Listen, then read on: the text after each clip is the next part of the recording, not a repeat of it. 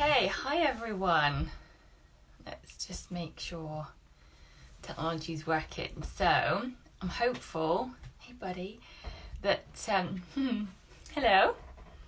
You saying hello, buddy? Good boy. Can't really see you very well because you're so dark. Go on your bed. Good boy. So, I'm just waiting for Nayana to join the live. So, hi Artie, we are talking about the book. I think that's probably backwards actually. Oh, that's a shame. Yeah, so this evening, Nayana and I thought that we would do our first Instagram live. So I've done lives obviously myself, but I haven't hosted one. I did talk on Yorkshire Pooch's page on Tuesday, so if you haven't seen that, check out Yorkshire Pooches. I know it's a dog site, but we talked about cats. So I did a live with Yaz, so I am just waiting now for Nayana to join, who hopefully she will click the button and come and join us, because we've got a long list of questions to go through for you, to talk with you and share with you about the Aromatic Cat. And I've actually got some feedback from someone who's used the book, who has never used remedies before, and it's actually quite an you're about to hear a thud. That was Leo jumping down. It's actually quite an interesting story, so I don't want to share it yet until Nayana comes on. So if you've got the book, Essential Animals, you need to ask to join the live, not just watch it. So hopefully you can push the button and come and join me. Hi Sarah, hi Catsman46. Let's see if we can get Nayana to join in with me. Will the technology work, she asks. Oh, I don't, there's no way I can invite you either. I think I can only wave at people. Oh, view request. Go live with Essential. This is quite exciting. Hi Sarah. Is it gonna work? It says connecting. Yes! I'm so sorry about that. I've no idea. I'm sitting here waiting for you to call, and suddenly I went, why is she not calling? And our message, anyway, we've had a breakdown. Anyway, I'm here, and off we go. So sorry. No problem. That's it. Relax, we're cool. So I was just sharing with everyone that we are here to talk about the Aromatic Cat. So unfortunately, I think it's backwards in the picture now, which is a real shame. But what I was saying to people is that we've got a couple of questions that we want to work through. And I've actually had an email from someone this week who's given me feedback about how they were gifted the book, how they've used it and how it's helped their cat. So I thought that would be a really lovely story to share with people as well. Because I know a lot of people that I kind of connect with, they're into remedies, but this story is about someone who had no previous experience, and it's been a real success. So lovely. Like to hear. Yeah, so I will share that in a little bit, but before we get to that bit, I've got a couple of questions for you. So I think I'm aware of the answers, but I thought it would be nice to kind of share it with other people. So I'm going to kind of treat it like, as if I didn't sort of know you, and I want you to share with people, the answers to the questions. Okay, you ready? Good to go? Good to go. I'm here, raring to go. Yay. Okay, so why did you decide, first of all, to do a cat-only book? Okay, well, it's actually supposed to be part of a series. When I'd finished my big book, what I call the big book, which is Essential Oils for Animals, and it covers all species, and it also includes sort of all the aspects of animal psychoaromatica, my animal wellness system, so it's stress and 5 elements, and it's a lot of information. And I thought that there's quite some people who just have a dog or a cat and wants the information to be able to use it in their own home. So I decided that I would do a separate book: Aromatic Dog, Aromatic Cat, Aromatic Horse. I did the Aromatic Dog first, which was just as I was moving into my new home in Portugal and setting up. Anyway, it was an intense time. And then the next one I wanted to do is Aromatic Cat, but it took me a long time to get there. So that's why I wanted to do separate ones, because it's really for people who are just maybe have a cat and want to use naturals. I wanted to make it more available, more easy to use. That's always the aim, easy to use. Yeah, I've had that feedback actually from quite a few people saying it's really straightforward and easy to use. And one of the things I want us to do tonight is I want you to share with people how they can get the most out of it, you know, why we put in there what we did. Okay, lovely. So what made you decide to have a co-author?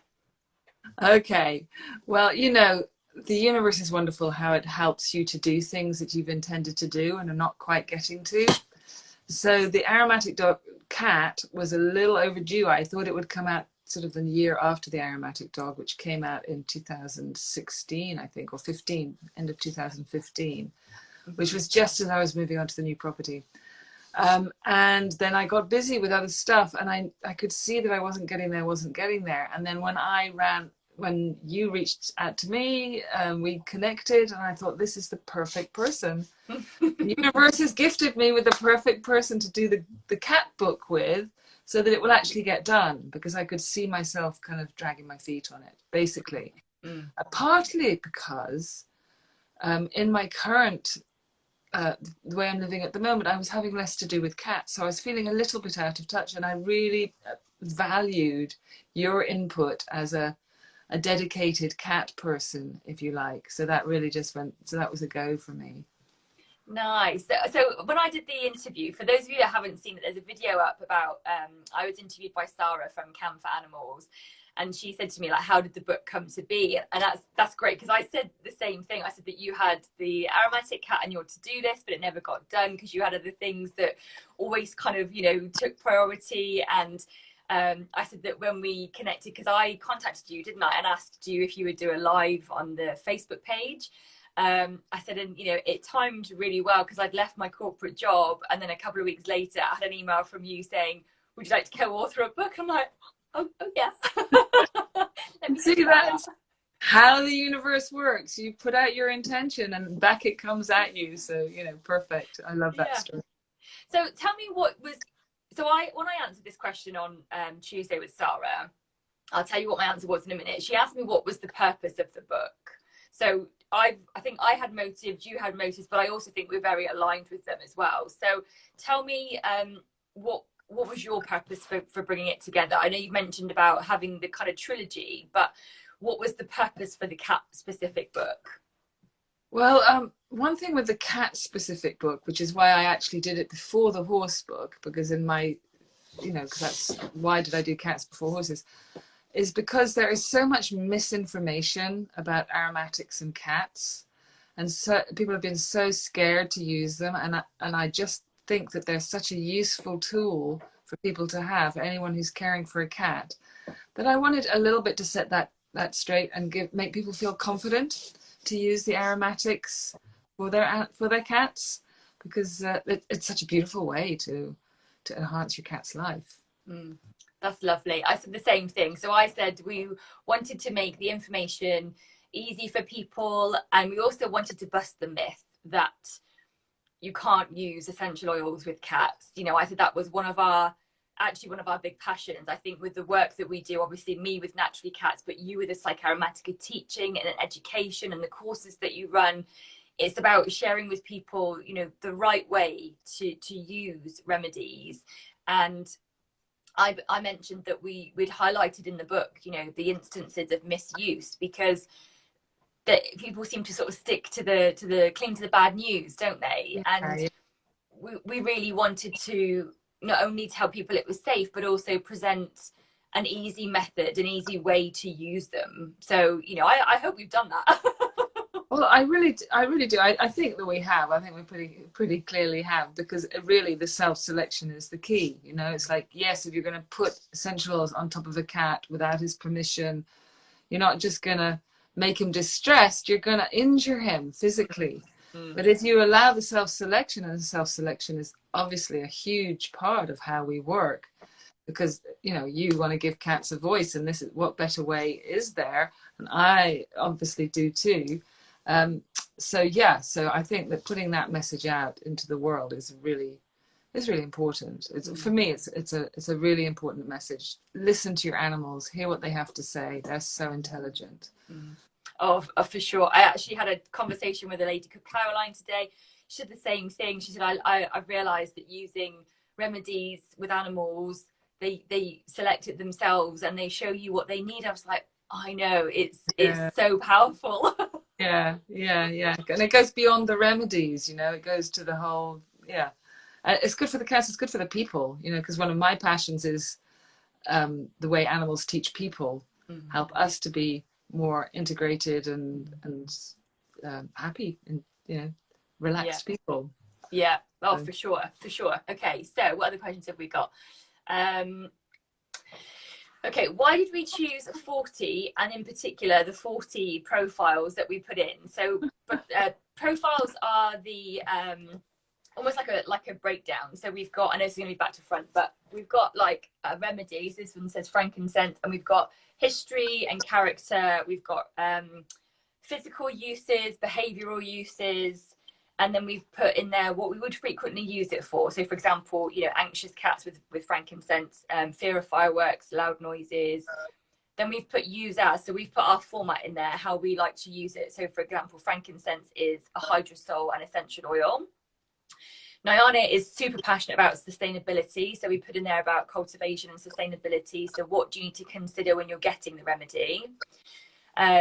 We then put actions. So a lot of very long medical words that I don't know what all of them mean, but we've got a brilliant glossary at the back which breaks it down and tells you what the kind of, you know, the medical effects on the body that the remedy has. And we've got safety and caution. So, you know, it's over 2 pages for one remedy, but there is so much information there in terms of, you know, if you think about frankincense, what do you need to know? So why do you think we put in the 40 that we put in, and why did we choose 40? Well, you know, it comes down to a very practical thing. There's also sort of a price range of what the book was going to go for, so we had to keep it to a certain size.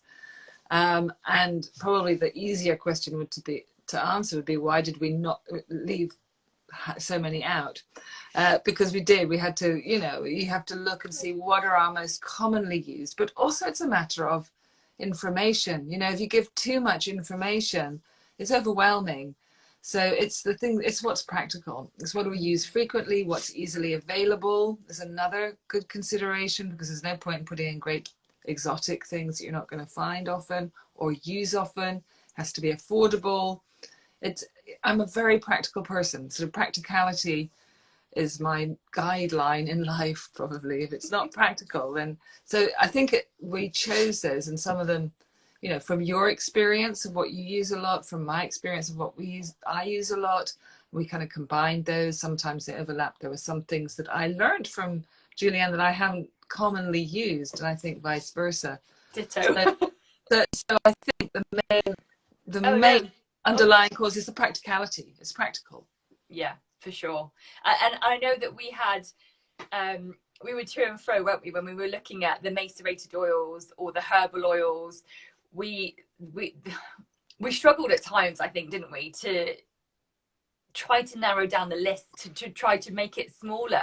I think I was very like, I want to include loads of information for everyone. Let's put all of it in there. And then you were like, okay, that's lovely, but it needs to be easy to use. And we need to think about it not being overwhelming and actually being clear.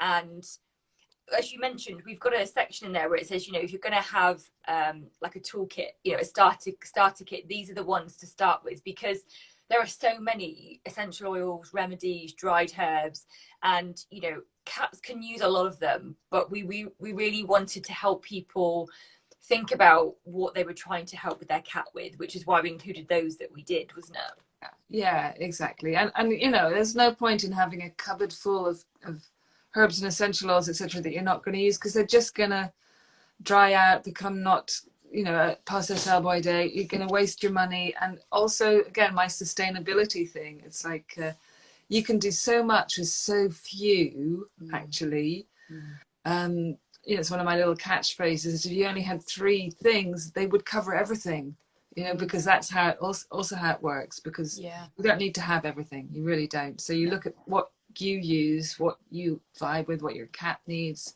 and build a little selection and see what you use and what you don't. It's You don't need to have everything. No. So tell me, which is your favourite part of the book? Well, my favorite thing about the book, I would say, and kind of my favorite thing and kind of the thing I'm most annoyed about, because I think it's so good that I might have to change all the other books to match it. Is that we put all of the botanicals together. The information on the botanicals is one spot, and then how you can use them. I think that's actually brilliant. I think that simplified it, rather than having a section on essential oils, a section on hydrosols, a section on herbs, which would be repetitive. So I think that really works. I think it's usable, and you know, I'm very proud of how we came to that decision. So that's my favorite thing. And oh my God, I'm going to have to change all the books now. I'm taking no responsibility for that. Yeah, well, you know. So what do you like? What do you love about the book? I love the fact, in a way, that it's like a smaller size. I love the fact that it's like almost like grab and go. You know, this one, which is literally the first ever copy, because I ordered one when the publisher had confirmed it was ready to go. I ordered one, and this is the very first ever one, which sits on my shelf next to my picture of Pickle, just in the corner of my desk. And I love the fact that, you know, I still use it. I use it when I'm, you know, talking with clients, working with clients. So I think I love the fact that it's grab and go, and it's like really straightforward. It's I mean, I joke about the medical terms, but actually when you look at it, how it's set out, the information is really clear and really straightforward. And I mean, I love the behavior bit. So I know that we had, as I would, right? For those of you that don't know, Nayana and I have got a section in here where we talk about what can you use the aromatics for. So we cover environmental control, bug control, and then we've got a couple of pages, I think it's 1, 2, 3, 4 pages, where we talk about behavioral concerns. And we've got, to name a few, we've got anxiety, fear, aggression, inappropriate toileting, multi-cat homes. And we had to go to and fro on this because behavior is my background, and I use the remedies to support cats that have got problem behaviors.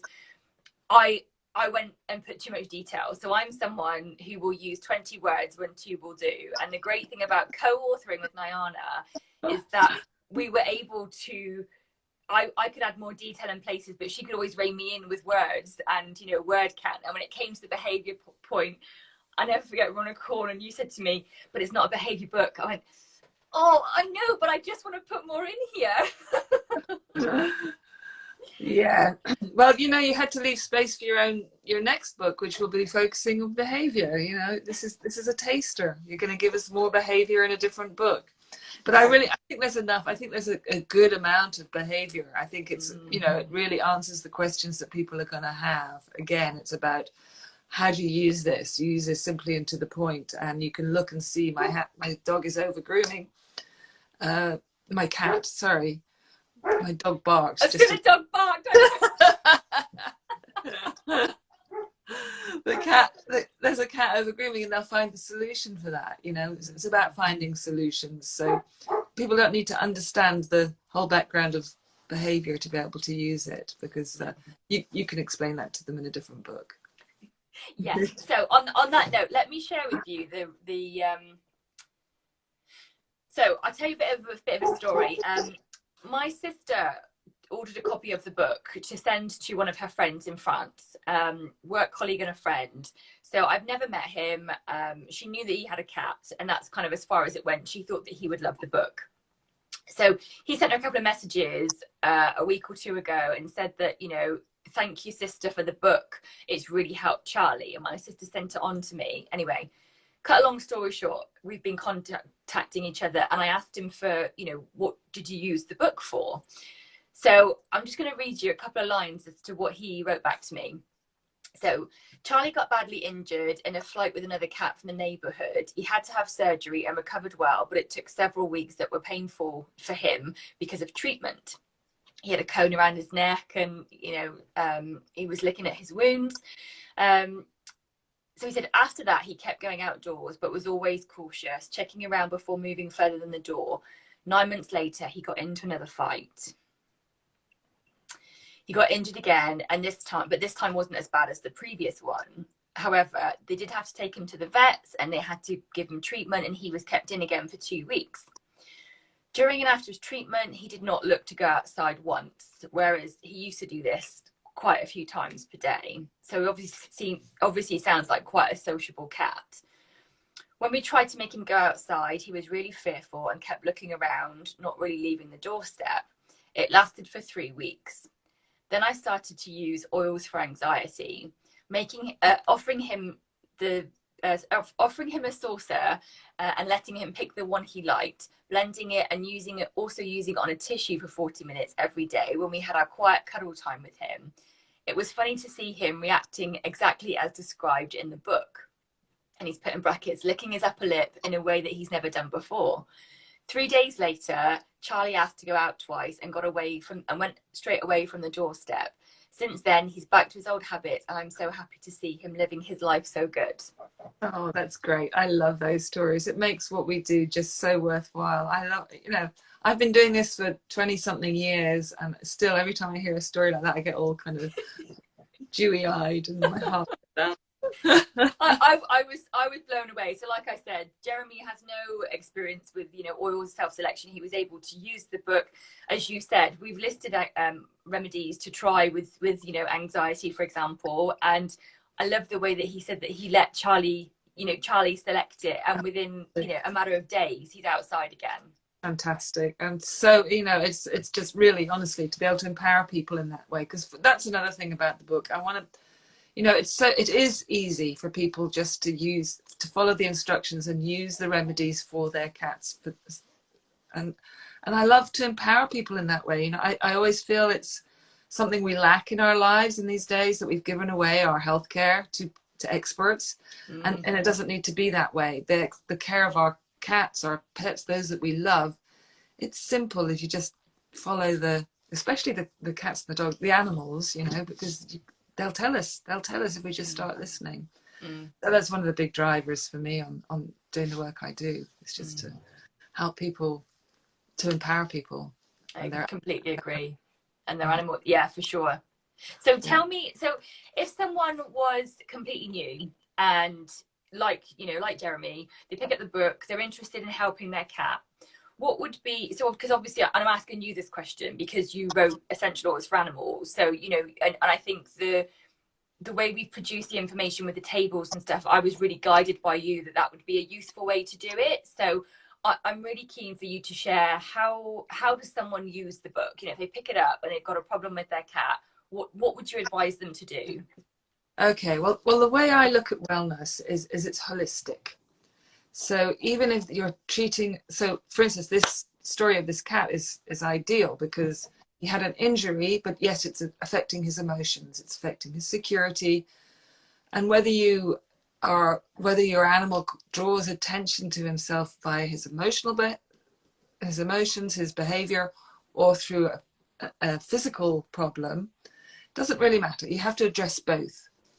So in the charts, the way that they're designed is that you can look and match the remedy to the whole picture, to the physical and to the emotional and to the history and to their character, so that it's helping you to get a picture of the whole. Because the wonderful thing about aromatics is they are working on both at the same time. If you have all of the profiles also have what they work on physically and what they work on emotionally, and you're trying to match the story or the picture, the character of the botanical to the character of the animal, to the cat in this case. Mm-hmm. So that's how the charts are. You look across them, you say this and this and this and this. You tick the boxes to match the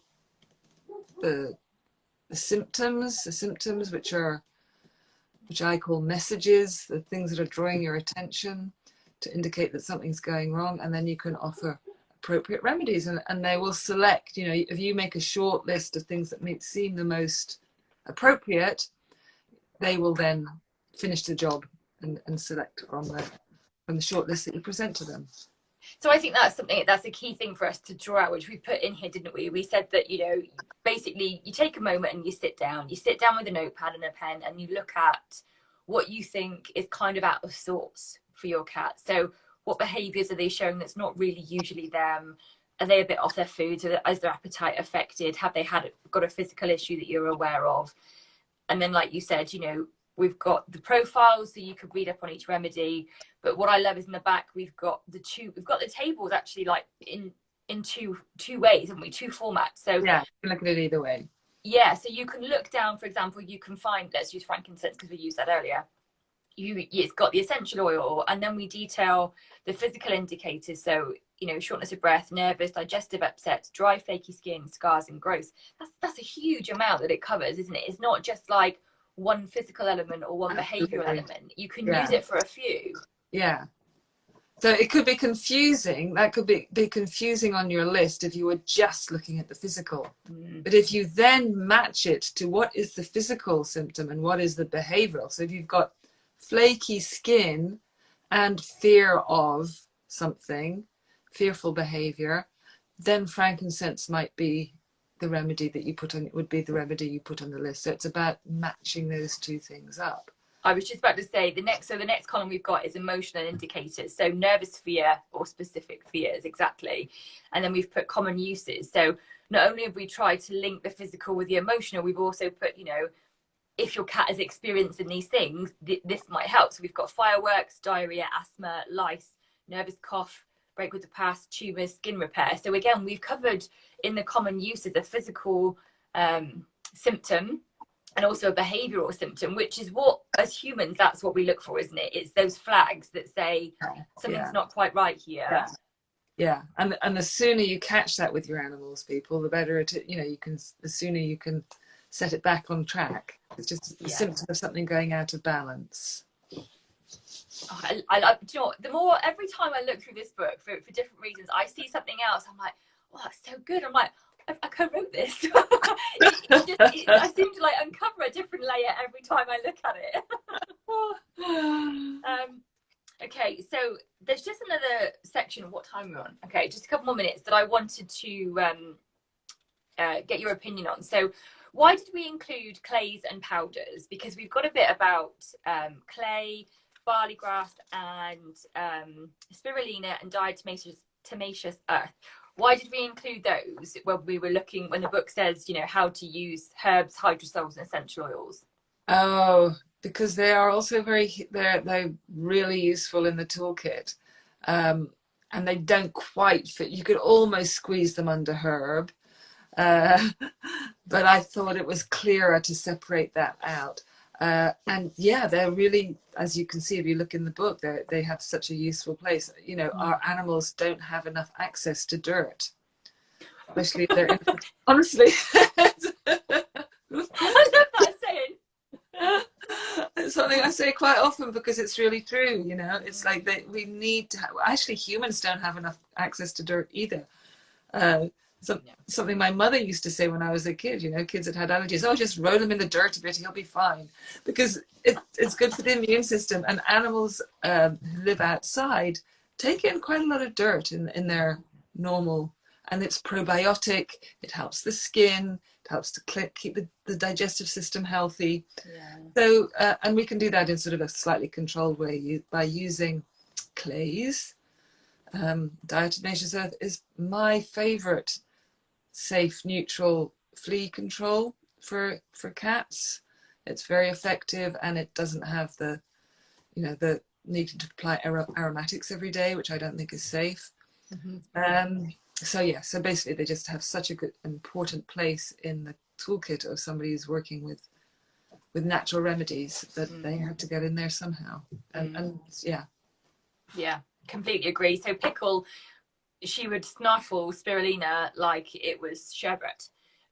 You know, she had arthritis and a whole host of other problems, and she would have it dry as the powder. So my husband would always roll his eyes when I used to get the tub out and the little saucer, because he's like, she never keeps it on the saucer. I'm like, no, I know she doesn't. Like, we get green powder everywhere, but she loved it, you know. And with Leo, it's so funny how that every cat's different, because I tried the powder with him, wasn't interested. Tried it with water, not interested. I put it with it. I mix it with some organic sunflower oil, and he loves it. And again, because he's on steroids for his asthma, so he's on a daily inhaler.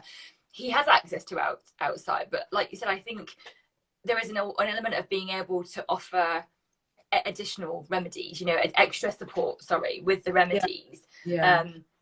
Well, And spirulina, you see, is not truly dirt, because spirulina is an algae. It's something that it's not easily available to our creatures. Look, somebody just jumped on my lap here. So hello, gorgeous. she might could have. she be in the book? She might be. She might be. You might recognize her. Should I find a picture? She's about to have a crazy time, so I hope we survive. Was she hang on. Is she that one? Yeah, that's a mocha. Yeah, look at that. Look at the gorgeous picture. Yeah, she's a gorgeous girl. That's her munching away on a herb bouquet. Oh, yeah. And that's a cat that has access to outside. Yeah, it's not like she's deprived of it, but somehow just bringing it there, making it more available. She was munching away.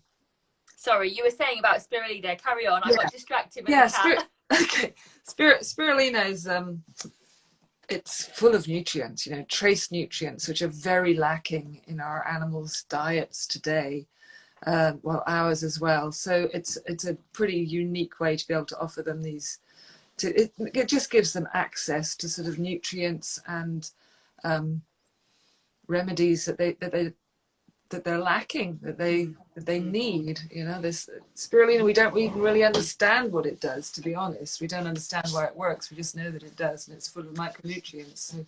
Yeah, for sure. And I know that Pickle loved it. So, you know, in my experience and from what I'd learned, she used it as an immune boost and to help with her pain. She was also on pain meds, you know, because at the time I didn't know any better. I was only learning about botanicals at the time.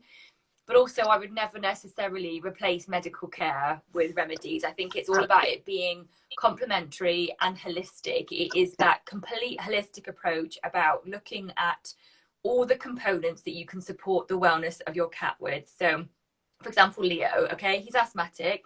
We have remedies in here that you know, can be linked with asthma and support asthma. But at the moment, he has to have steroids and he has an inhaler 3 times a day. And, you know, as much as I adore remedies, I would never use them as a replacement for medical treatment. And I think that's something we say right at the beginning, don't we? That this isn't a replacement for veterinary care, and actually it's about complementing that element. Yeah. It's about, for me, it's about supporting wellness. You know, if you can get to, you know, I know that Leah's a rescue, and you know, didn't. Whoops! There go the cat. Cats are setting off. It's crazy cat time.